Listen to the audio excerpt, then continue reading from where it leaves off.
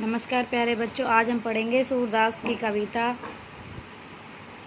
सूरदास के पद। ये हमारी पहली कविता है काव्यखंड की। देखिए, ऊदो तुम हो अति बड़भागी, अपरस रह स्नेह तगाते नाहिन मन अनुरागी।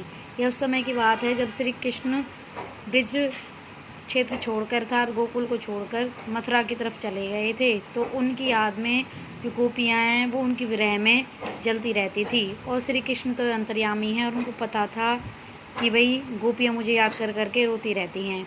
तो उन्होंने जो उनके मित्र थे उद्धव, जिनको अब बड़ा अहंकार था अपनी योग शक्ति पर, अर्थात योग पर उन्हें बड़ा अहंकार था, वे उनसे कहते हैं कि आप जाइए और गोपियों को समझा के आइए कि वो मेरे प्रेम से दूर हो जाएं, मुझे याद न करें। उद्धव तुरंत ही निकल जाते हैं और जाकर गोपियों से मिलते हैं। तो गोपियों को जब वो योग का संदेश देते हैं तो गोपियाँ उन्हें क्या उत्तर देती हैं?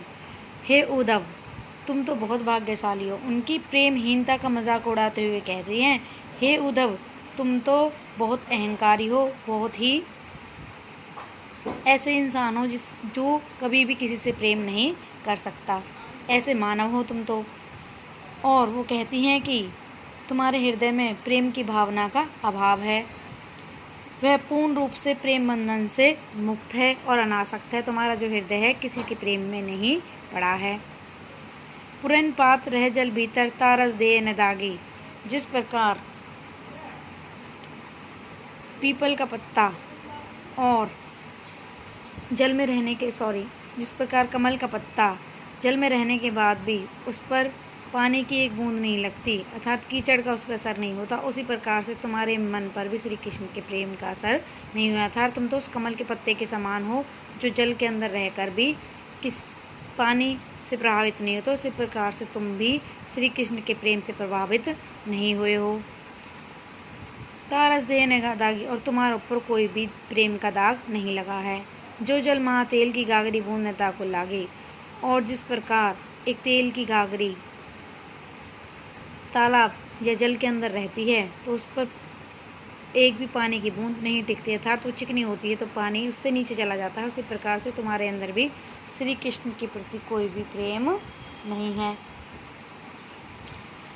प्रीति नदी में पाऊँ न बोरो दृष्टि न रूप परागी। सूरदास अबला हम भूरी गुड़ चाटी जो परागी। और तुमने कभी प्रेम रूपी नदी में पैर नहीं पसारे हैं, अर्थात तुम कभी किसी के प्रेम में नहीं हुए हो और तुम किसी से प्रेम नहीं करते हो।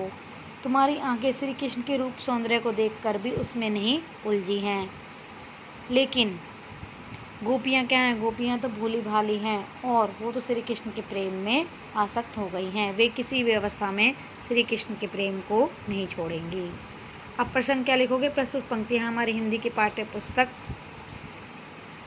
क्षितिज भाग 2 में से ली गई हैं और इसके कवि सूरदास हैं, जिन्होंने श्री कृष्ण की बाल लीलाओं के साथ साथ उनकी युवा और गोपियाँ, राधा, इन सब का वर्णन किया है। अच्छा, भक्तिकालीन कवि हैं, विशेष में क्या लिखोगे?